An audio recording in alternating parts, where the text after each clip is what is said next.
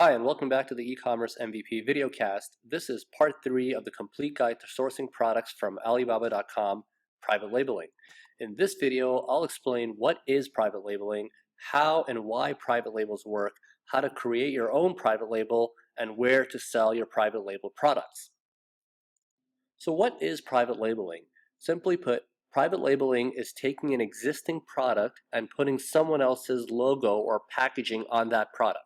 Anything and everything can be private labeled, including fashion goods, home electronics, food, automotive parts, and sporting goods, and just about anything else you can think of.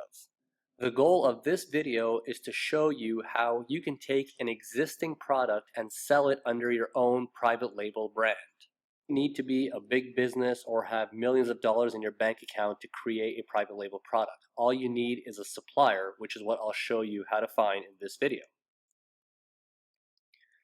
So how does private labeling work?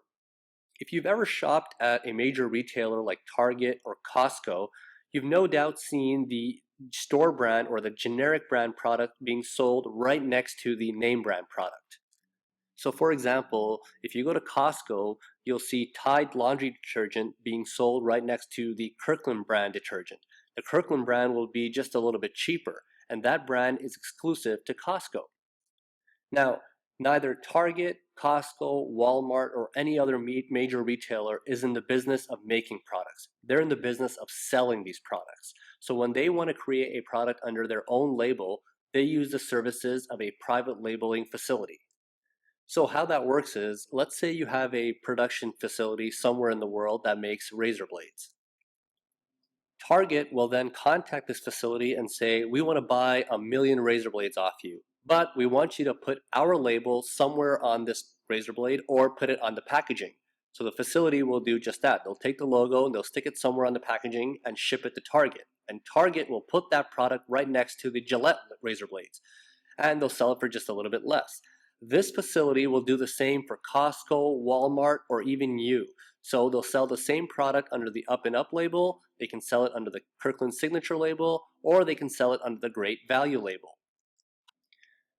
Now in the past, creating a private label product wasn't as easy. First, you'd have to find the production facility. Then you'd have to have enough money to pay for products. You couldn't just order a few hundred, you'd have to order thousands. You'd also have to have credit history and the ability to scale your business. But thanks to the emergence of sites like Alibaba, all that has changed. Because now, through Alibaba.com, you have direct access to millions of suppliers that make just about every product in the world. And you don't need a lot of money or credit history or a registered corporation to order products. All you need is a valid credit card or a PayPal account. All right, moving on. Why do private labels work?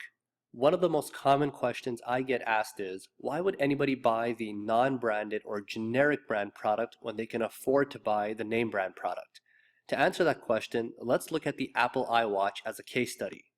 So I'll ask, is the Apple iWatch nice and is it popular? Well, millions of people will say yes and yes. But is it expensive? Yes. Does it come in hot pink or some other obscure color? I don't know. Is it the only one of its kind? No. Is there something that can be improved? I'm sure there is.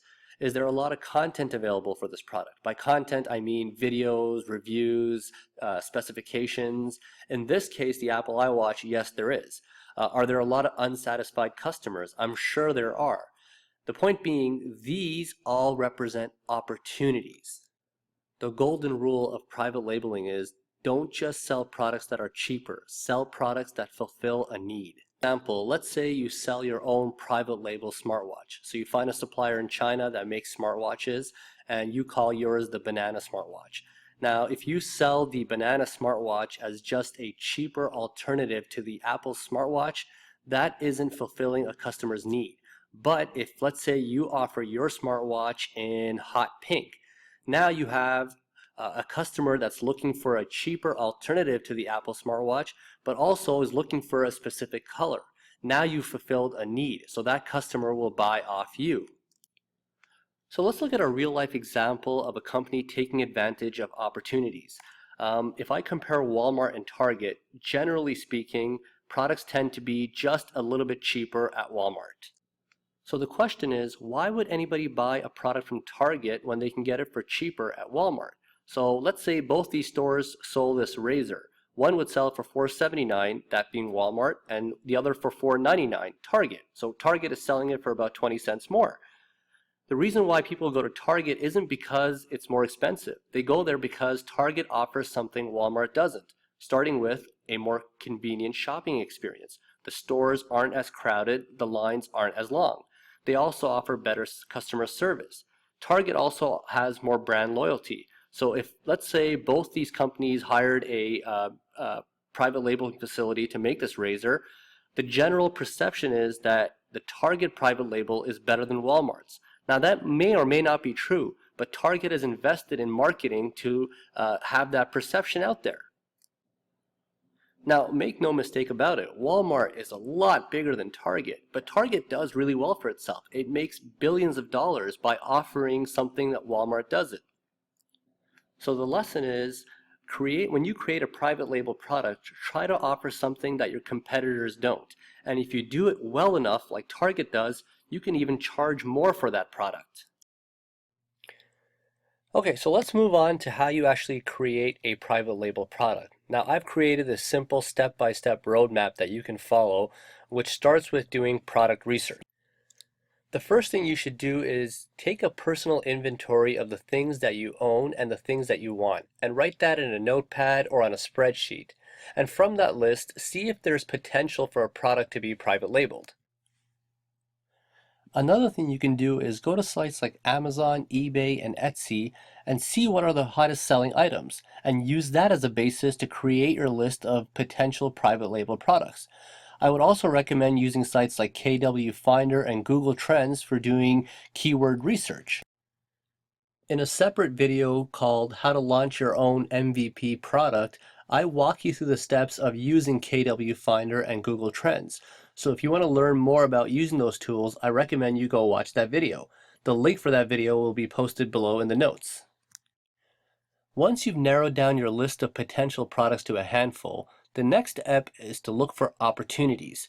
What can you do that's different? How can you solve a problem? What can you offer that's unique? One way to solve a problem is to go to Amazon.com and read product reviews. See what customers are saying. What are they complaining about? What kind of feedback are they leaving? And see if you can use that information to create a better product. The next step is to go to Alibaba and source the product. And once the product arrives, you can sell it on sites like Amazon, eBay, Etsy, or as I prefer, through your own personal website by creating your own brand. Simple. So now let me show you the roadmap in action, including what is it that I say to the supplier that tells them I'm looking for a private label product. So the first step, as I said, is I just go to Amazon, I Google Amazon bestsellers, and I'm taken to their bestsellers page. And everything here is sorted by category. So I'm just going to look for products that I think have potential for private labels. In the video, how to create an MVP product that I mentioned earlier, I specified that there are some products that I don't generally look for. I don't want to sell electronics or anything that requires certification or special paperwork or is a health hazard. It's not worth the hassle. So I just look for things, for example, let's go with shoes. And now Amazon will tell me which products are selling. So these are all potential products for a private label. If I use the example we used earlier, which was the smartwatch, I'm just going to go here, type in smartwatch, and you'll see that there are thousands of sellers of smartwatches. And if you notice, these aren't exactly Apple and Samsung. These are all private label products. And I can guarantee you that a lot of them are coming straight from China, and the company that buys them is just putting their own logo on it. So chances are that this watch is available in several brands. Well, maybe not this one because it's Samsung, but if I look at another one here, this VCall U8, that's going to be available in several different brands, even though it's the exact same watch. The next thing I'll do is go to Google Trends and see if the product is trending in the right direction. Here I'll just type in smartwatch, and let's see what the results are. And as you can see, it's obviously trending in the right direction. There are more and more monthly searches for this product. It's continuing to grow. So a good way to identify if a product has potential is look for the trend line. If you see the trend line going the opposite direction, meaning it's going down, that's a product that's fading out. So it may not be worth creating a private label for that. I'll also check KW Finder to see what the search volume is for a given product category. So as you can see here, smartwatch, there are over 368,000 people searching for this product in a given month, with a CPC, a cost per click of $1.14, meaning that if I were to sell this product and I wanted to advertise the word smartwatch to bring traffic to my site, I'd pay $1.14 per click. Again, all this is covered in the other video that I created called Launching an MVP Product, so I encourage you to check that out. Once I've done my research, the next step is I'm going to go to Alibaba and see if I can find a supplier for that product. So here, I'm just going to type in smartwatch, and there are going to be hundreds, if not thousands, of sellers for this particular product. And as you can see, I have a variety of choices from many suppliers. And now what I'll do is I'll try to identify a watch that I'm interested in and contact that supplier. So let's say I was interested in this watch right here.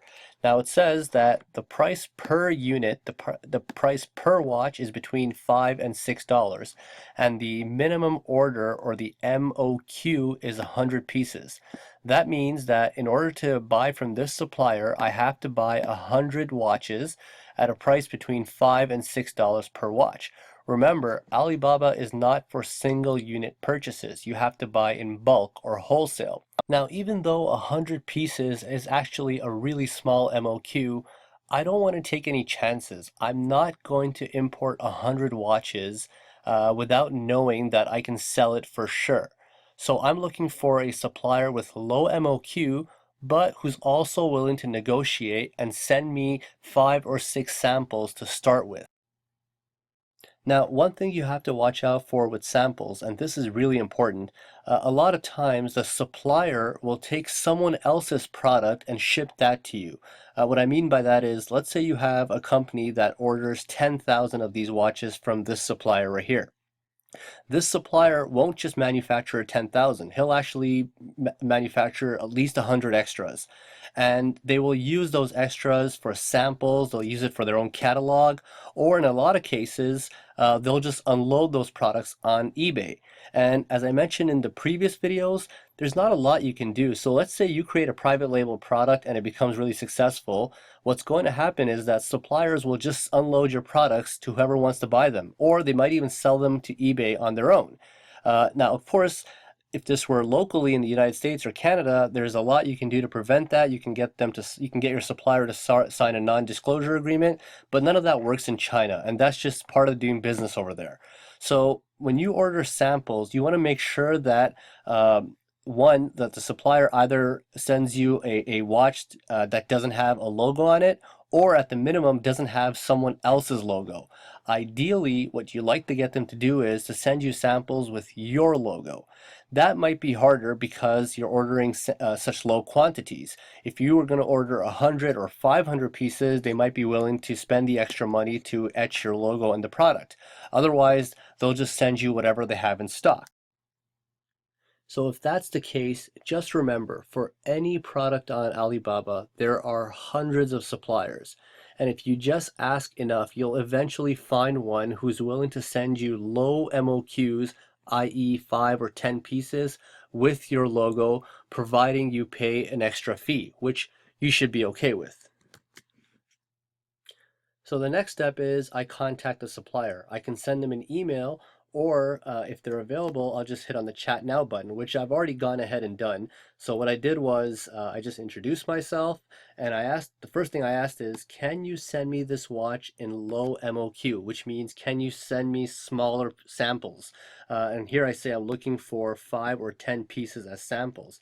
Next, I just say right here, can you put my logo on this watch? And those are the magic words for private labeling. That's what private labeling is. You take an existing product and you just put your own label or your own packaging on it. So he says, which one? Logo has MOQ. I say, no problem. So I send him the link to which one I'm looking for. and he tells me this watch is $6 each and 10 pieces sample. No problem. For 60 to 65 bucks, he can do for 60 to 65 bucks, he can send me 10 pieces. But in order for me to put my logo on it, I have to order more than 300.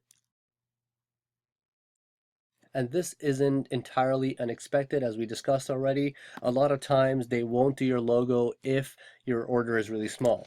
So I'll say, can you do it for 10 pieces, please? I will pay extra.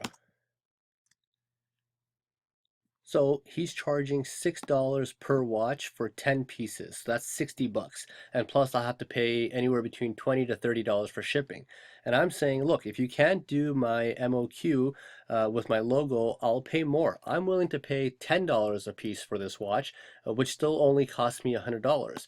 And when I get the watch, again, I can test the waters, throw it up on eBay or Amazon to see if it sticks. And if it sells, then I'll come back to him and say, okay, I'm ready to order 100 pieces now.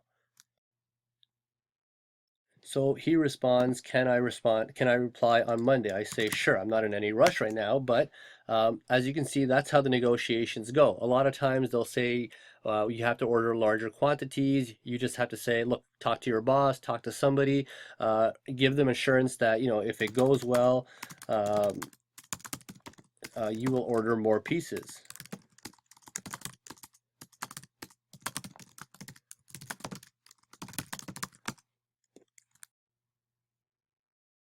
And really, that's how simple it is. You just find a product, go to Alibaba, find a supplier who's willing to sell you lower MOQs and who's willing to put your label on it. And that's really how easy it is to create a private label product. All right, well, with that said, I think we'll wrap up this session on private labeling. As always, you can check out my blog at ecommercemvp.com/blog, where I post more tips, tricks, and hacks on starting a minimum viable product business. You can also leave questions in the comments section below on the YouTube page or on the Facebook page. So once again, thanks for watching, and I'll see you in part 4.